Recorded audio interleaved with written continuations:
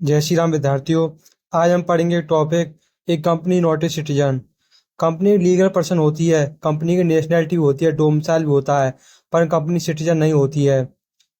क्योंकि सिटीजनशिप जो होती है वो नेचुरल पर्सन की होती है, और कंपनी एक आर्टिफिशियल पर्सन है जो लॉ के द्वारा क्रिएट हुई है, ना कि एक नेचुरल पर्सन।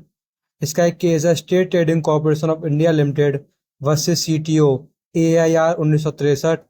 सुप्रीम कोर्ट का एक केस है जिसमें सुप्रीम कोर्ट का ऑर्डर आता है, जिसमें केस में यह है स्टेट गवर्नमेंट के द्वारा इनकम टैक्स में छूट दी जाती है अपने सिटीजन्स को।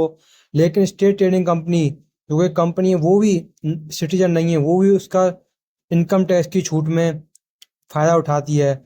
लेकिन जब केस सुप्रीम कोर्ट में जाता है तो उसमें सुप्रीम कोर्ट का ऑर्डर आता है कि STC कंपनी जो है वो नेचुरल पर्सन नहीं है और ना ही एक सिटीजन है, तो उसको इनकम टैक्स की छूट नहीं मिल सकती, इसलिए उसको इनकम टैक्स भरना होगा।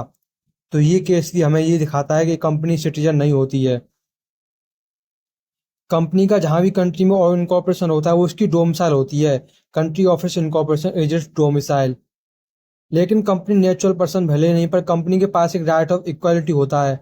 मान लीजिए कोई एक कंपनी है जो एक स्पेशल टाइप ऑफ बिजनेस कर रही है और उसके पास उसका लाइसेंस भी है, और दूसरी कंपनी भी उसी बिजनेस करनी चाहती है, उसको भी लाइसेंस की ज़रूरत है। उसके पास सारे डॉक्यूमेंट्स तैयार हैं, पर उसको लाइसेंस अगर नहीं दिया जा रहा है तो लॉ की मदद से लाइसेंस प्राप्त कर सकती है उस स्पेशल टाइप ऑफ बिजनेस के लिए, क्योंकि उसके पास भी राइट ऑफ इक्वालिटी है हमारे कॉन्स्टिट्यूशन का।